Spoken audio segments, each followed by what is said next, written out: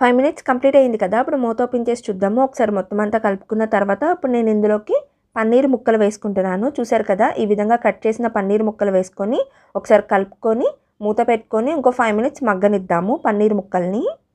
5 minutes complete అయిపోయింది కదా! ఇప్పుడు మూత ఓపెన్ చేసి చూద్దాము. చూసారు కదా! ఆయిల్ మొత్తం సెపరేట్ అయిపోయింది. ఒకసారి కలుపుకున్న తర్వాత నేను 2 గ్లాసెస్ వాటర్ వేసుకుంటున్నాను.